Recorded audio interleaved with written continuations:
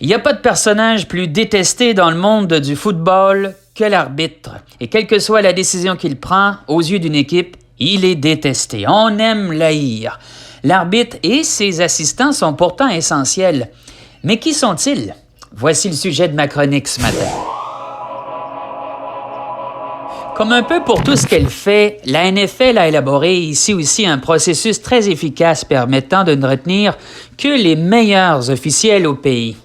Pour la saison 2020, nous avons eu droit de voir performer à tour de rôle une équipe de 121 professionnels qui arbitraient les matchs de la NFL.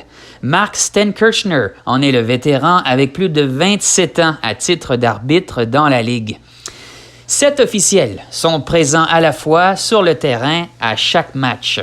Ils ont la responsabilité de faire respecter les règles et de maintenir l'ordre pendant le match. Il semble en effet que l'on doit dire les officiels en football américain et non arbitres, car chaque poste possède un nom, une abréviation, un numéro et des fonctions spécifiques.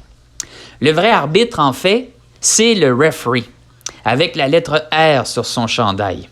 Il est responsable de la supervision générale du jeu. Ce poste est parfois désigné par l'appellation arbitre en chef, le head referee, ou chef d'équipe, crew chief. Il a 6 assistants avec lui pendant un match. L'umpire a longtemps été le poste le plus dangereux car il devait se tenir juste derrière la ligne défensive. Sa mission est de vérifier que les hommes de ligne offensive ne commettent pas de holding ou de blocs illégaux. C'est aussi lui qui a le droit d'aller vérifier la légalité de l'équipement des joueurs avant le match. On le reconnaît à la lettre U sur son chandail. Vient ensuite le down judge avec la lettre D, le juge de ligne, le line judge avec la lettre L, le juge de terrain ou le field judge avec la lettre F, le juge de côté, le side judge avec la lettre S et le juge de fond, le back judge avec la lettre B.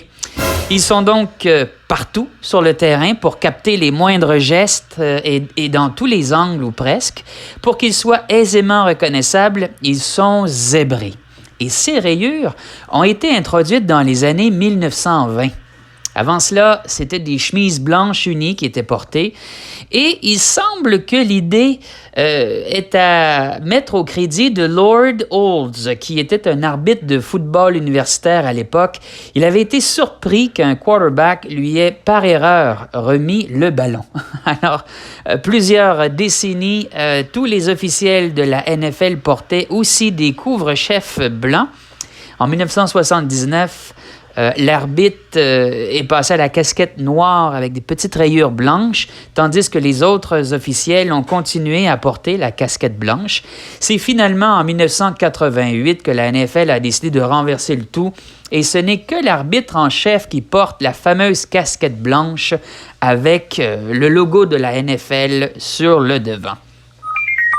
Les officiels de la NFL gagnent en moyenne 205 000 $ pour la saison. En comparaison, l'arbitre moyen en dehors de la NFL gagne à peu près 16,26 $.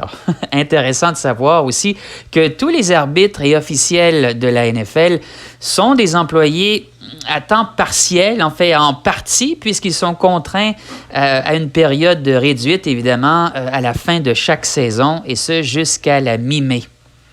En 2020, ça a été une année de plusieurs premières au niveau des officiels. En novembre dernier, par exemple, une équipe d'arbitrage entièrement noire a participé à un match de la NFL pour la première fois finalement de l'histoire de la Ligue. C'était un match qui opposait les Rams de Los Angeles aux Buccaneers de Tampa Bay. La Ligue a appelé ce jalon un témoignage des contributions innombrables et incommensurables des officiels noirs au jeu, de leur performance exemplaire et du pouvoir de l'inclusion.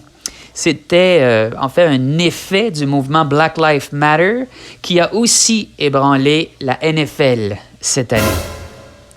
Sarah Thomas a aussi de nouveau entré dans l'histoire en tant que première femme à officier dans un match éliminatoire de la NFL cette saison. C'était entre les Patriots de la Nouvelle-Angleterre et les Chargers de Los Angeles. Elle avait été embauchée en tant que première arbitre féminine de la NFL en 2015.